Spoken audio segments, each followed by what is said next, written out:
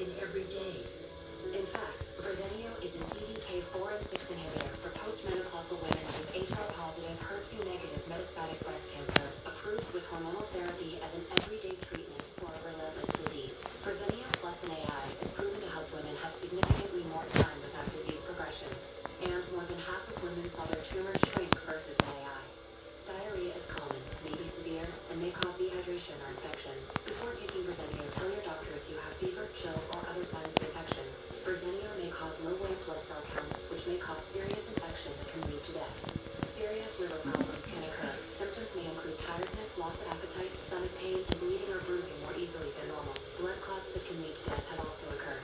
Talk to your doctor right away if you notice pain or swelling in your arms or legs, shortness of breath, chest pain, or rapid breathing or heart rate. Tell your doctor if you are pregnant, breastfeeding, or plan to become pregnant. Common side effects include nausea, infections, low red and white blood cells and platelets, decreased appetite, headache, abdominal pain, tiredness, vomiting, and hair thinning or loss.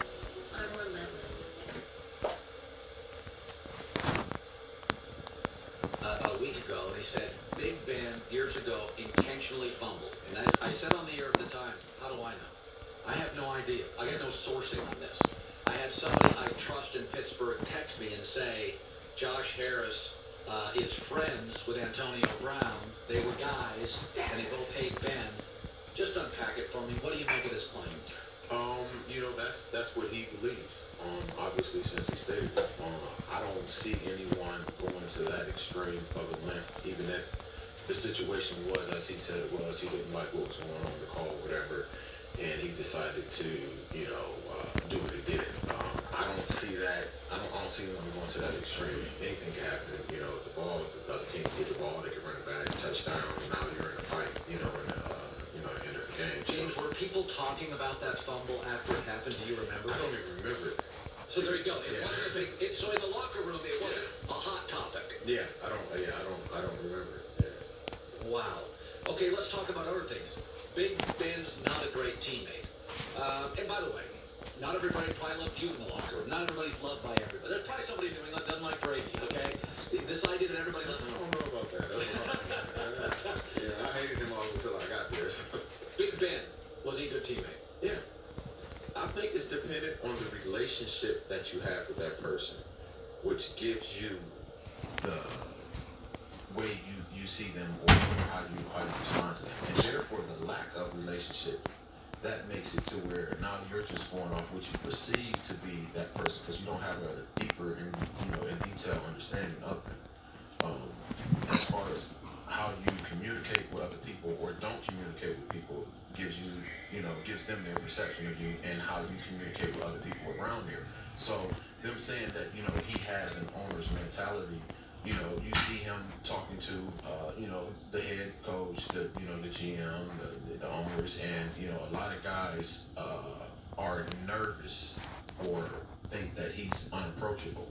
I came in and I was already there and Ben came in 04, so I met a rookie, I met a different player. So it was easier for me to bond with him, I guess it is, than a guy that's coming in, And well, you were one of the bedrock guys for him. Mm-hmm. Like, so when he came in, he probably leaned on you a little bit. So you guys grew together. We all grew together. When Ben first came in, it was a defensive team. Yeah. The defense is what helped us to win a lot of games. And Ben, of course, he did his thing. And a lot of the things that he did was when he was scrambling. He'd scramble and he'd make big plays because we'd run the ball, play action, and then they hit him with a long pass. So the people that are saying he's not a good teammate, that's their truth. That's how they feel. That's their understanding as far as their relationship they have with him. For me, I think Ben is a good teammate. I think Ben is a good leader. I think you have the offensive linemen that are coming out and, they're like, hey, Ben is a great leader. You got Marquis Pouncey, you got Ramon Foster, and Ben was a lot closer with his offensive line than he was with anybody else. Okay. In that organization. Okay. So that's true. I believe they might have had a weekly thing that they did where they got together. Yeah. With Antonio and Le'Veon, uh, maybe they felt like they should have been closer or they wanted to be closer. And, that's fault on both sides, on Ben, on them. If that's something that you wanted, you guys should have, tried to build a relationship. If it's nothing more than, saying, hey, let's meet up once a week and watch film or go eat, do something so that we can get a better understanding relationship between you and me. Le'Veon Bell said something. I thought it was kind of nonsense when he said, I'm a person, I'm a human, I can't do my music here, and I can't do my video games. And my takeaway was, I'm watching Juju Smith-Schuster create a real brand. And so by the way, Juju's out there every day on Instagram. Yeah. They seem to embrace it, and I've always felt the Steelers, unlike the Packers, are very much about do your thing, just come and play football. So here was Le'Veon Bell about that.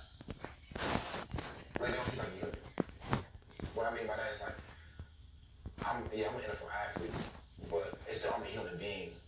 You know what I'm saying? So like, I still play video games. I still make music. Brands. Players make endorsements for the Pittsburgh Steelers. Green Bay, you can argue, suppresses it. New England suppresses it. I've never felt New England does. He's James Harrison. It's great seeing you. I love you having it back in the studio. Enjoy the news.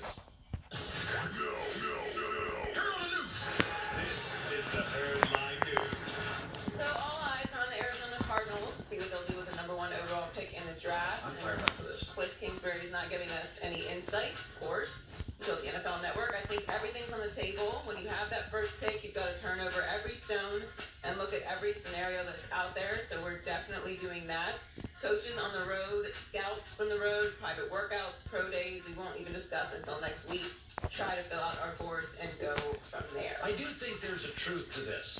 They haven't made up their mind yet. I do believe that's true because I've talked to people this year, and they say when the season ends, you're kind of scrambling to catch up.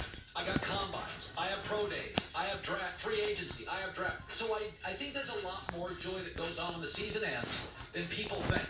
Because you think about it. You kind of give everybody a little bit of rest. You wait for the season. The NFL limits what you can do. Okay, now we have the combine. We have to get our free agency. We have to rank all the players. And we have the combine.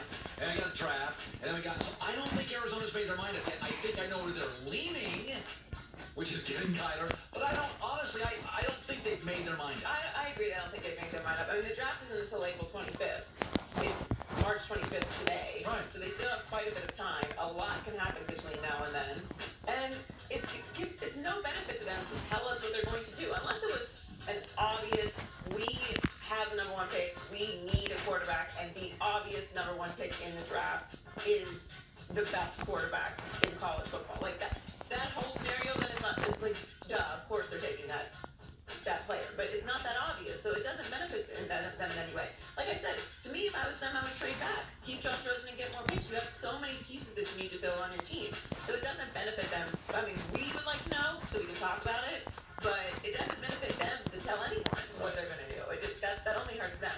So Gronk's agent, Drew Rosenhaus, has several interesting things to say in an interview with Peter King. He revealed that he received a call from Bill Belichick to check on Gronk's status Thursday, who urged Gronk to make a final decision. But even more interesting is that he told him he wouldn't be surprised if Gronk returned to the Patriots sometime in 2019. Rosenhaus told Peter King. Peter King wrote, Rosenhaus said it wouldn't shock him if Gronkowski decided to come back sometime in 2019. We'll see. There's nothing to indicate a return to football now. For now, there's a void in New England and the NFL. A really fun player, a really good player, walked away with something left in the tank. By the way, what if he did decide at Thanksgiving or near that period when he can come back to the league? My body feels great. I've been hanging out in Arizona and Florida. I don't know. I think Gronk, like you said, everybody thinks Gronk is just this big, goofy guy. He really actually is very smart. He's been smart with his money. He's managed his career well. I've known Gronk for a very long time. He's a good guy, and he's not going to make some rash decision about the rest of his career. He's very close to his family. I'm sure he talked it over with the doctor. He's had a lot of injuries. He's talked about recovering from his injuries, how exhausting that has been. So I don't think this is something that a decision that he took lightly. He's just going to walk back into football. There's a lot of talk about him joining WWE too, which is the obvious transition for him. But don't forget, WWE is not easy with your body either. It's not like he's just going to be walking around the ring talking the whole time. He's going to have to do some physical stuff too. So that's not that simple of a transition either. WWE is a 52-week-a-year enterprise. WWE event. When it ends, within 20 minutes, you know where the wrestlers are? And Uber's going to the airport to the next event. If you think football is rigorous, yeah. Oh my God, I just saw Stephanie McMahon. I was at an event with her. Wonderful, that's Vince's daughter. You have no idea. Like this wrestling, you just they're throwing each other against. Guys' careers in wrestling end pretty quick too. Don't get yourself. It's very physical, so yeah, I don't know if that's going to be the exact move for him, but I don't see him coming back. I don't think he took this decision lightly. Finally, reaching the NCAA tournament is a college basketball goal. Players' goal every season to put up in hotel rooms, but their families aren't, and some families can't afford to get to the tournament to watch them play. University of Houston coach Calvin Sampson spoke about it over the weekend. I've had families ask me, can I sleep on my son's floor in his room? Think about that now. Because the rest of my life, that's not unusual for me. Can I sleep on this one? Just because they don't have the money to pay for a room. But when you're looking around at how big this industry has become, why can't we figure that out? I'm not saying give them this or give them that. I'm saying that when young men get to the NCAA tournament, let's find a way to get their parents and their brothers and sisters a plane ticket and a hotel room. I don't think that's asking too much. You know, it's funny, Joey. Years ago, there was all this talk about, college football should just do it like Division III, and they should just have like layers of playoffs. And I was always like, I've known people who've gone to bowl games and taken their family, like for the Fiesta Bowl, and it's like, For maximum flavor craziness, because I'm not